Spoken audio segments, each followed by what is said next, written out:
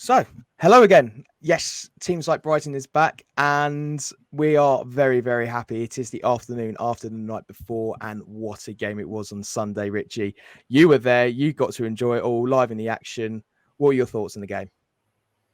Oh, I mean, it was a really, really special day and, unbelievable to be there to witness history. The first ever win at Old Trafford, I think. And they were worthy winners. United were, apart from at the start, they were right, but Brighton were just, they completely deserved it. They outclassed them across all areas. They never really looked like, apart from a sort of a bit of a flurry in the second half, but they never really looked that under the cosh. And 3 points very much deserved. Yes, very much so. I don't know about you, but I was feeling very, very nervy in the last 30 minutes of the match. But overall, like you say, we just had that game plan going, and it just didn't look like we were completely unfazed by it. We had the plan, we stuck to it, and we were fantastic. And obviously, one person we've just got to single out for praise has to be Der Kaiser himself, Pascal Gross. Now, I know that there's been a lot of criticism amongst some Brighton fans out there over the last season or two about him. I love him. I think he's essential to Potterball. I think he's the best signing we have had under the Tony Bloom era. I'm going that far with this. I think he is pivotal to us. I think just generally he's fantastic. You can't. I refuse to hear any blasphemy over Der Kaiser. I love him, and he scores a double. I saw a stat the other day that every single Manchester United manager we have faced since being in the Premier League, Pascal Gross has scored against them as United manager. It's a good stat. That is a great stat. I love that stat. Therefore, you just know that, okay, right, whenever Brighton are playing United next, just put a bet on Gross to score any time. Guaranteed. But he just popped up in the right place at the right time for both goals. I think maybe just on your point about maybe being a bit underrated or unheralded is, I think with the way that Brighton are going, obviously they've got young exciting players, and he's a bit away from that. He's 31 now, but you do need that balance. I asked Graham Potter in the game about the importance of having those wiser elder statesmen in the team balancing out with the youngsters, and he goes, Pascal Gross, Adam Lallana, and Welbeck, you could not ask for better role models. They're at the front of the queue when it comes to training or sprint sessions or whatever. They lead by example. And Gross, I mean, what was he, 3 million from Ingolstadt in 2017? So he just keeps on delivering. He's got boundless energy, and I think he's a joint top scorer in the Premier League right now. Yes, I believe he's the 5th joint top goal scorer for the Albion in top division football, something along those lines. Oh, so I meant for this Premier League season. Oh yeah, yes, of course, joint top goal scorer as well in the Premier League as well. You love to see it. What a guy. But there is a lot of talking points as well as the win. Going to become Mr. Pessimistic here. I know probably some people won't like it, but the goal we conceded was a classic theme I've seen from us in the past. I think Sanchez does need to chill a bit in that goal. He went for parry. It didn't work out well. And then he went to go and save it. But if he was a little bit more composed in that moment, he would have known that McCallister would have cleared it, and he would have kept his clean sheet at that point. I think he's a little bit unlucky. He just really hungry to keep that clean sheet going. I think he just misread the situation there. I was a big fan of his approach to trying to appeal to the referee, just trying to make sure he's clutching at straws to just make sure that there's a reason to get this goal disallowed. It just wasn't meant to be. I'm gutted that he didn't get a clean sheet. I thought overall he was really good.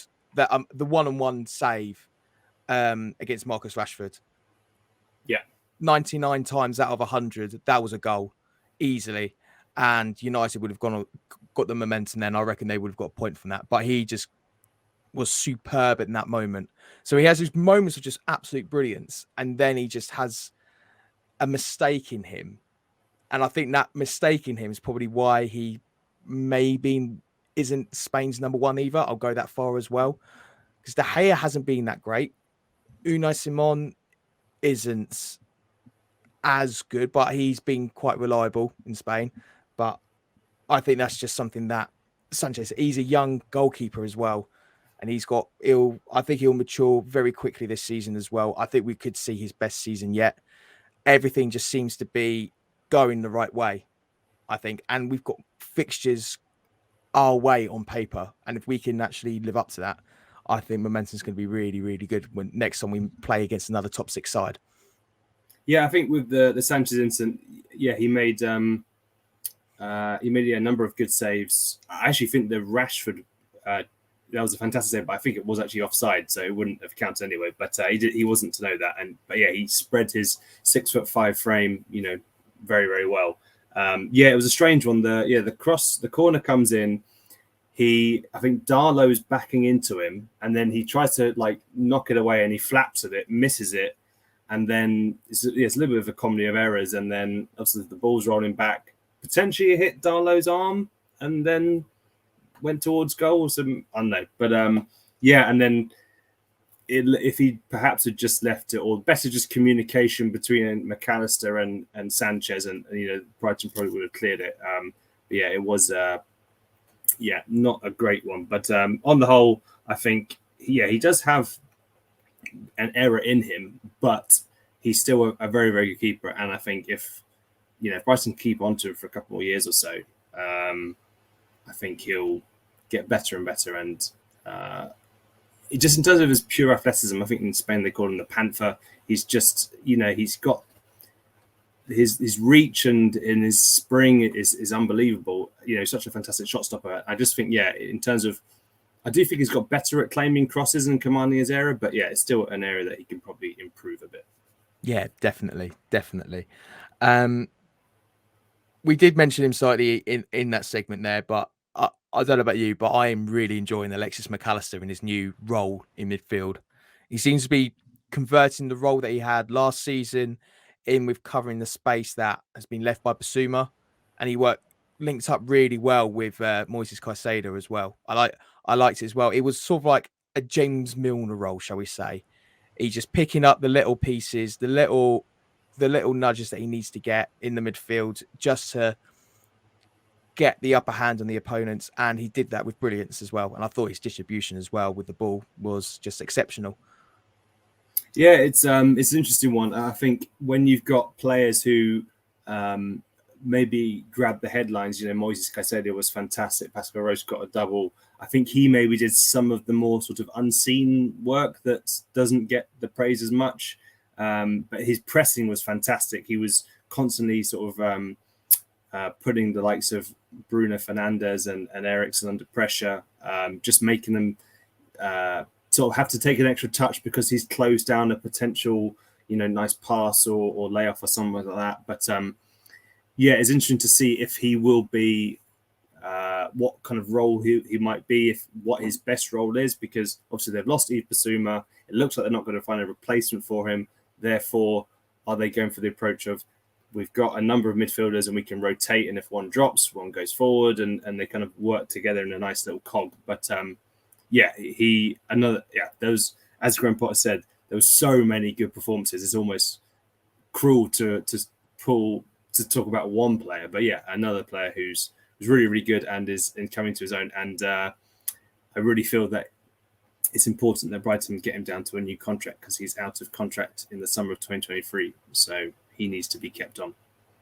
Yeah, no doubt Tony Bloom will be thinking about a way to just getting that signature on the paper, making sure he's got another long-term deal. I think he's essential, and he's part of Potter's spine, so he has to be high on the agenda for a new contract. Go again, talking about the United game, we'll talk about a couple of incidents. Where would you like to start? Would you like to start with the red card that should have been a red card and was crystal clear a red card, or would you like to talk about the penalty, which was absolutely 100% a penalty? Yeah, we are good, unbiased folks here at teams like Brighton.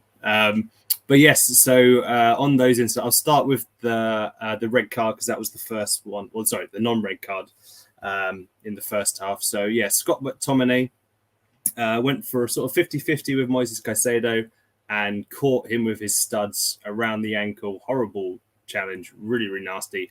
I don't even, correct if I'm wrong, did he even get a booking for that? He got a booking for that. He got a booking, right. Great. I think Jamie Carragher said that, that was a red card. I actually asked Graham Potter after the game what he thought about it, and he basically said, I don't really care. We've got the 3 points. That's the main thing. I think he probably would have felt differently if it came back to a 2-2 draw or something like that. But so I was lucky enough to speak to former Premier League ref Mark Howsey, and he said Scott McTominay can count himself lucky that he wasn't sent off for his challenge on Caicedo. He said, in my opinion, it was a challenge that endangered a player's safety, and referees have got to protect players. They have a duty of care to them.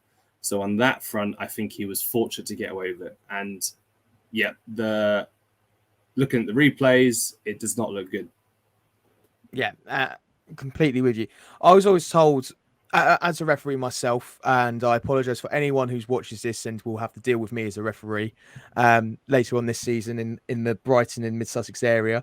But I was always told it's all about control. And if your foot is that high up off the ground and you make contact, studs showing into a player's ankle, it is therefore seen as you're not got a lot of control, and it's deemed as excessive force. Now, if you hear the terminology excessive force, it's a straight red card. There's no argument.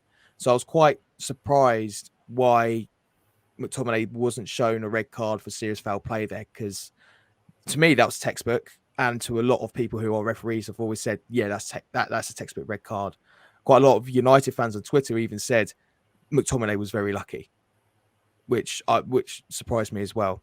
But it wasn't even the only isolated incident involving a United player. Lisandro Martinez made his debut after making a £55 million transfer from Ajax, a player that Ten Hag knows well and no doubt relies on him heavily in the defence.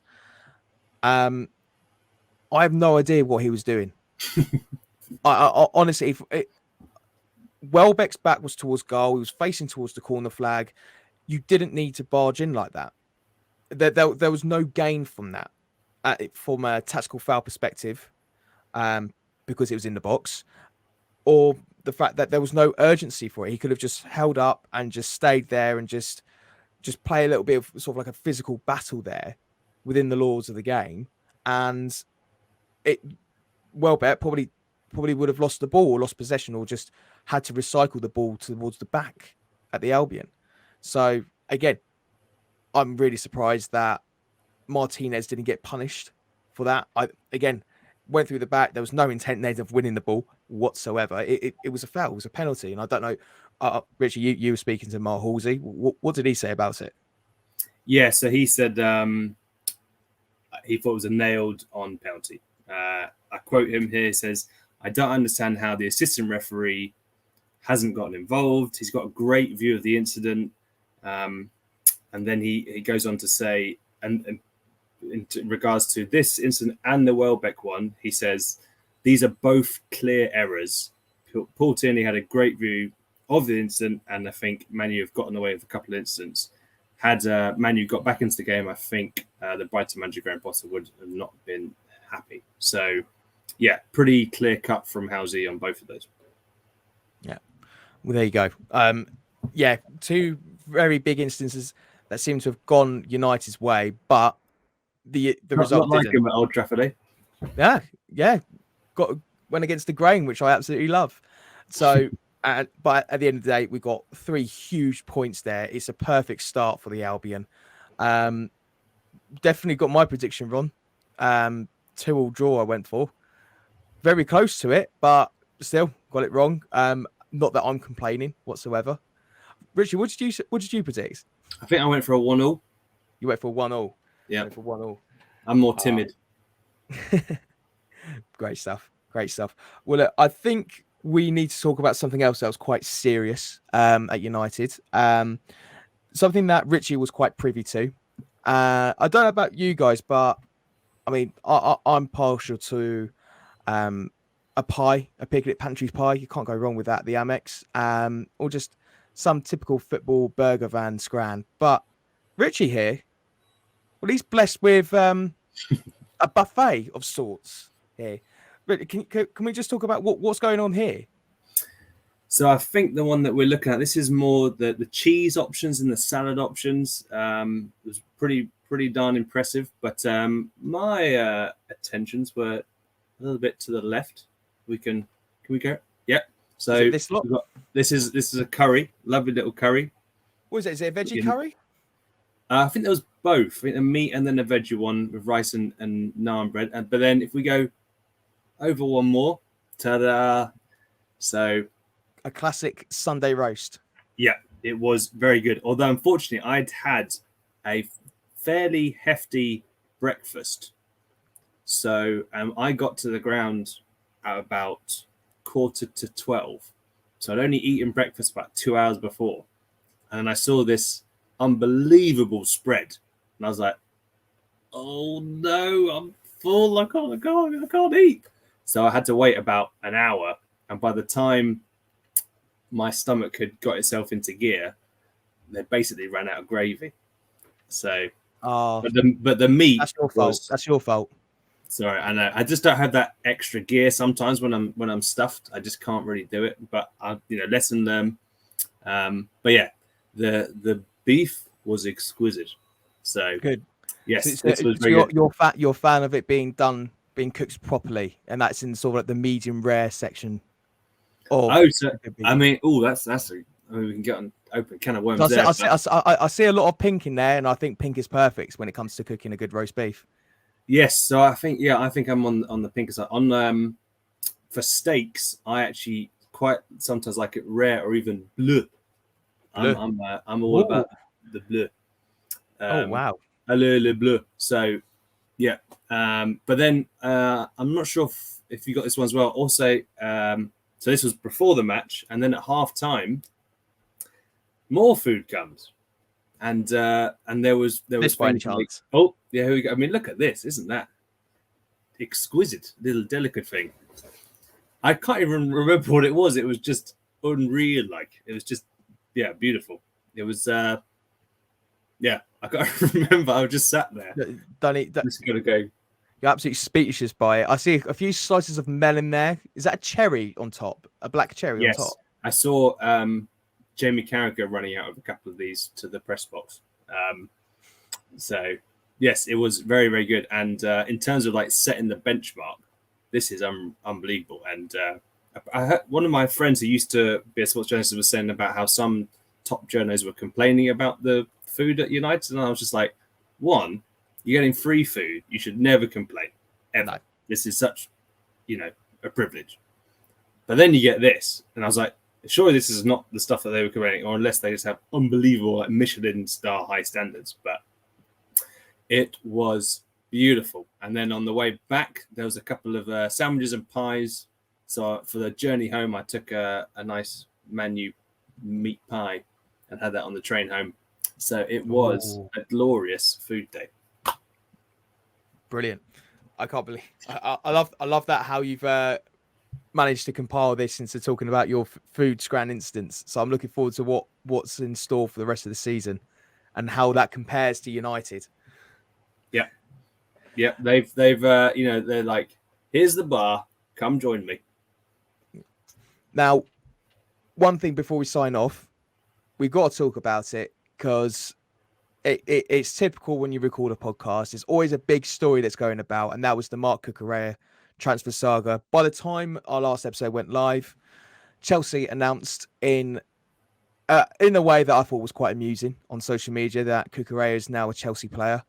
Again, I think it's a fantastic bit of business from the Albion. Richie, I'm sure you'll agree on that. £62 million, a huge profit from the £15 million that we spent last season. Not about 11 months ago as well. We haven't even had Cucurella for a year, and we managed to make a huge profit on him, which is fantastic on the transfer side of things and the business side of things, I think the question remains, how are we going to replace him? There's the $62 million question, or pound question even. Yeah, I mean, as I said, it looks like Brighton are going to stick with what they've got in terms of the midfield in regards to replacing Basuma. But yeah, Cucurella played at left back, played at left wing back, played at left centre back, and he excelled in every position. So it's interesting to see how, obviously, Brighton seemingly didn't need Cucurella or Basuma to beat United, but further down the stretch, you probably will miss these fantastic players, and I do think that it's pretty key that they do replace them. It'll be interesting to see. Obviously, they brought in Levi Colwill on loan from Chelsea, which is something they don't do very often. I think the last time they did a loan deal was Aaron Moy back in 2019. And it's just something that Brighton don't do under Tony Bloom very often. But yeah, I do personally feel that whether it's a centre back or a left back, and I probably think they probably need a left back or / wing back over a centre back, just because they've got Colwell as a backup, they've got Van Heck as well. Obviously, they're kind of younger players, but I think they may be given a chance, and they are centre backs. Whereas Solly March is kind of wing back, left wing back, but they haven't really got a left back anymore. They've sold out Cochrane. Obviously, Cucurella's gone, so I don't think they'll sort of maybe bring up any of the under 23s for the time being. So yeah, I think it's pretty important that they try to sign a left back or a left wing back. Do you reckon we'll be able to get one by the end of the transfer window, or do you reckon that Potter's going to risk it with March at the back there? I think Brighton are, from what I've heard, Brighton are on the lookout for sort of that area of the park, but I haven't in terms of some targets have been bandied about, but I'm not sure if there's any like real concrete ones. But they've still got just over 3 weeks, I think, until the window shuts, so there is time. But I do think they will, and you've got, what was it? They've made nearly 100 million from Basuma and Cucurella. I do think that in terms of the evolution of Brighton, there's only so much Graham Potter can do with the resources he's got. I do think in terms of if you want to build and improve, you do need to strengthen. And I think, losing these two and not strengthening would be a big risk. Yeah, exactly. But like you say, like not being able to strengthen it. But then again, I don't think necessarily our midfield is a bad situation to be in. I think we've got depth in there, and I like to see more of like the likes of Steven Alzate, who was sort of like on the fringes last season. But I think he's quality. I think he adds a lot in depth. He can play many different positions, attacking mids, holding role, played a few wing back, I seem to remember as well last season too. So he's a classic Potter player where whenever Potter tinkers with the tactics, he can rely on a player like Alzate to just perform the role that is needed. And I think he's done that with quite a few other players, Gross particularly as well. And I can't help but feel like the left back situation is going to be our Achilles heel, because if March goes, where do we fall from there? And I think in hindsight, I'm sure there's probably going to be one player that's going to be a bit kicking himself because he could have had an opportunity, and that's the young Polish lad, Michał Karbownik. Yes, it's actually interesting on that one. So he basically doesn't class himself as a fullback anymore. He obviously he's signed from I think Legia Warsaw in October 2020 as a fullback, and he has only played, I think, twice for Brighton. FA Cup lost to Leicester in February 2021. I was there. It was, I think, -10 on that night at King Power Stadium. But he looked really, really good, and I thought, this is a very good backup option to have. He's going to play his part, and he didn't play at all the rest of the season. And then he played again pretty well against Cardiff in the Carabao Cup last August. Was then shipped off loan to Olympiacos, but after having a decent start, fell out of favour, and then actually had a pretty tough time in terms of just he actually played more for the reserves than the first team. But then I think in May he basically came out on Polish TV and said, "I don't want to be a fullback anymore. I now want to be a midfielder. I don't enjoy that part of the game. I now want to be a midfielder." So, and now he's joined Düsseldorf in Bundesliga 2, which is maybe a not the ideal for him, because in the past he was reported target of Tottenham, and now he's kind of fallen down a bit. So yes, obviously, if he was still a fullback, that'd be a good option. But sadly, he now sees himself as a midfielder. It does seem a bit bizarre he's made that call, considering there's a lot of competition there in central midfield. I think I can name about 6 or 7 players there, and then you've got the likes of his fellow Patriot, Kasper Kozowski as well, who had a good loan spell over in USG. Came with raving reviews. His tips is a fantastic young talent from Poland, and he's going to have to compete with the likes of him, Alzate, Gross, Lallana, Caicedo, McCallister. And automatically he's gone from being potentially someone who was guaranteed to be on the bench and rotating with March, and now he's found himself in Bundesliga 2. But then again, hindsight's 2020. I'm sure when he said that back in May, he probably didn't think that Cucurella was going to be leaving so soon. But it did seem like an odd situation to be in, and I feel a bit sorry for him. But at the same time, he's made his bed now, and I hope he kind of comes back and gets given a chance, because I thought he was good as well in that Leicester match and in the other appearance that he did as well. I don't think he's, for one reason or the other, had that much of an opportunity, but we'll see how it goes. Hopefully we get that left back, and we can look forward and enjoy the Newcastle match. Bring on the tune. And they've had a great game as well. No doubt we'll hopefully be speaking to Newcastle Chronicles' very own Lee Ryder about all things Newcastle and their transition. Eddie Howe's just signed a new long-term deal as well, so that's a clear sign of intent from the boards. They trust him as well. And the Dan Ashworth derby is coming to the Amex. Should be good. It'll be a good one. Well, everyone, thank you very much for taking the time to watch and listen to us on whatever device and how you're hearing this. And we look forward to speaking to you later on this week. Take care.